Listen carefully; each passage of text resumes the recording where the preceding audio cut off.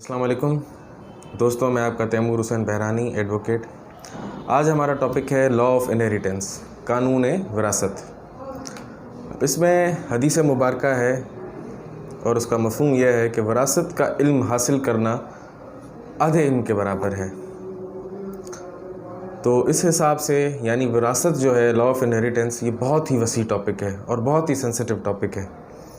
तो इसको हम जितना हो सकेगा कवर करने की कोशिश करेंगे।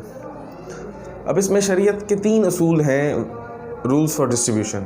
पहला है कि जिस बंदे का माल है वो फौत हो चुका हो, ज़िंदा ना हो। दूसरा रूल ये है कि वो जो माल है, वो जो चीज़ें हैं, जायदाद है, वर्सा का जो माल है, विरासत का, वो मौजूद हो, फिज़िकली उसकी प्रेजेंस होनी चाहिए। तीसरा, जो उसको लेने वाले वर्सा हैं वो मौजूद होने चाहिए। अब ये बात आ जाती है कि एक बंदा जो है वो उसका इंतकाल हो गया, तो अब विरासत कैसे की जाए। तो अब जो भी उसने माल छोड़ा है, जो भी उसने चीज़ें छोड़ी हैं, जो भी उसने, तो उसमें पहले उसकी जो तजहीज़ और तदफीन, फ्यूनरल जैसे हम कहते हैं, उसे कफन दफन करने के जो अखराजात हैं वो उसमें से निकाले जाएंगे। फिर अगर उस पर कोई डेब्ट्स, कर्ज़ वगैरह, अगर वो मकरूज़ था तो उसके वो कर्ज़ उतारे जाएंगे। तीसरा, उसकी अगर कोई विल है, वसीयत उसने अपनी ज़िंदगी में छोड़ी है कि मेरे मरने के बाद मेरे माल का ये हिस्सा किसी मस्जिद को या किसी दूसरी इदारे को, किसी ऑर्गेनाइजेशन को दे दिया जाए, तो वो उसमें से निकाला जाएगा। उसके बाद जो चीज़ें माल बचेगा, उसके बाद जो पोर्शन बचेगा, अमाउंट बचेगा, तो उस प्रॉपर्टी का जो पोर्शन है फिर वो उसके बच्चों में, बीवी में, माँ बाप में तकसीम होगा। अब इसमें जो विल की बात हमने की 3rd पॉइंट पे कि उसकी विरासत जो है, वसीयत कोई विल देता है तो वो 1/3 ऑफ दैट अमाउंट होनी चाहिए, उससे ज़्यादा नहीं होनी चाहिए। अगर 1/3 ऑफ दैट अमाउंट से ज़्यादा होती है तो फिर जो भी उसके वर्सा बचे हैं, लीगल हेयर्स जो बचे हैं, उनकी रजामंदी से वो एक्सेप्ट होगी। अब एक बंदा, उसका इंतकाल हो गया, उसका जो अमाउंट बचा, 3 आपको मैंने बताया। चौथा, अब जो माल बच गया, अमाउंट ऑफ प्रॉपर्टी बच गया, अब उसमें से कैसे शेयर होगा। फॉर एग्जांपल उसके पेरेंट्स ज़िंदा हैं तो उसकी वालदा और उसके वालिद, उसको 1/6 उस अमाउंट का छठा हिस्सा दिया जाएगा। फॉर एग्जांपल यानी छठा हिस्सा दिया जाएगा।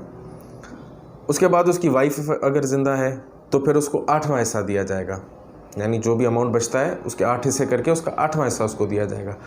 और अगर उसकी 1 से ज़्यादा बीवियाँ हैं तो वो 8वां हिस्सा निकाल के फिर 2 या 3 जितनी भी बीवियाँ हैं उनमें वो तकसीम कर दिया जाएगा। और फॉर एग्ज़ाम्पल अगर उस बीवी में से उससे कोई औलाद नहीं है तो फिर वो बीवी का जो हिस्सा है वो 1/8 से 1/4 हो जाएगा। 8वें हिस्से से 4 हिस्से उसके हक में आ जाएंगे। उसके बाद बच्चों पे आ जाएं। 2 पार्ट्स बेटे को दिए जाते हैं, 1 पार्ट बेटी को दिया जाता है, यानी 2 हिस्से बेटे के, 1 हिस्सा बेटी का, यानी बेटे का हमेशा बेटी से डबल होता है। इस पर यह सवाल आ जाता है कि बेटों को हमेशा डबल क्यों दिया जाता है। देखिए, जिस तरह से कानून कुदरत है, दस्तूर कुदरत है, मर्द को जो है वो उस पर फाइनेंशियल ऑब्लिगेशंस ज़्यादा रखी गई हैं औरत की बनस्बत। उसका नफ़का, औरत का हक महर, बच्चों की, वालदेन की, सबकी जो भी देखभाल है, उसकी फाइनेंशियल अखराजात, ऑब्लिगेशंस वो मर्द पे ज़्यादा लागू होती हैं। अब इसके बाद अगर फॉर एग्ज़ाम्पल सिर्फ बेटी है, बेटा नहीं है, तो जो बेटी है उसको आधा हिस्सा दिया जाएगा और बकाया वालिद की तरफ शिफ्ट हो जाएगा। फॉर एग्ज़ाम्पल 1 से ज़्यादा बेटियां हैं तो वही आधा हिस्सा उन 2-3 बेटियों में, जिस तरह से हमने वाइफ का डिस्ट्रीब्यूट किया, इसी तरह बेटियों में भी वो आधा हिस्सा डिस्ट्रीब्यूट हो जाएगा। अब आ जाते हैं अगर वाइफ की प्रॉपर्टी है तो, फॉर एग्ज़ाम्पल वाइफ की प्रॉपर्टी है तो हस्बैंड को उसका चौथा हिस्सा दिया जाएगा। अगर उसके चिल्ड्रंस हैं तो हस्बैंड को चौथा हिस्सा मिलेगा, और अगर उसके चिल्ड्रन नहीं है, उसका औलाद नहीं है, तो उसे आधा हिस्सा मिलेगा। दूसरा ये कंडीशन है कि अगर एक बेटा अपने वालिद को मार देता है, कत्ल कर देता है, तो उस विरासत में उसका कोई हिस्सा नहीं होगा। और दूसरा जो हम ये सुनते हैं कि मैंने अपने औलाद को, बेटे को या बेटी को अपनी जायदाद से आग कर दिया, दस्तबरदार कर दिया, तो ऐसा कोई कॉन्सेप्ट ना इस्लाम में है ना ही कानून में है। आग का सिस्टम नहीं होता। अगर बेटे ने अगर वालिद को कत्ल कर दिया तो फिर वो वर्सा की लिस्ट में से, लीगल एड्स की लिस्ट में से निकल जाएगा, उसके अलावा वो शामिल है।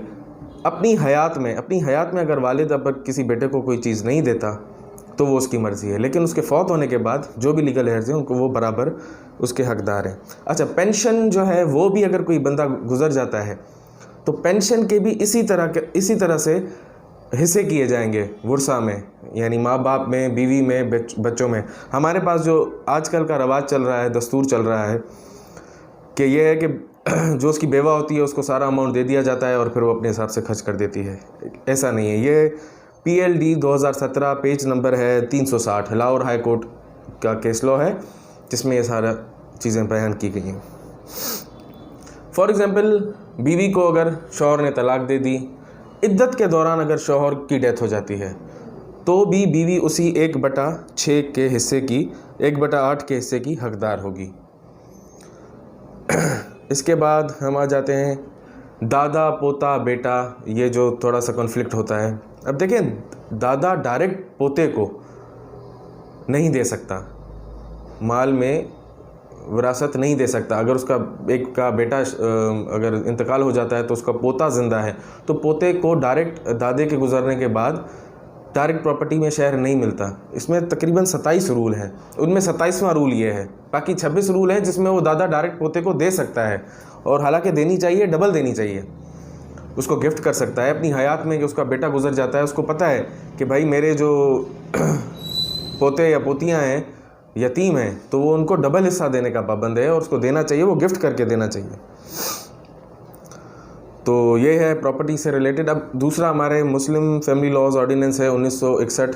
अब उसमें सक्सेशन का पूरा चैप्टर दिया गया है, तो उस हिसाब से हम उसको इंशाल्लाह नेक्स्ट वीडियो में डिटेल से डिस्कस करेंगे। बहुत शुक्रिया।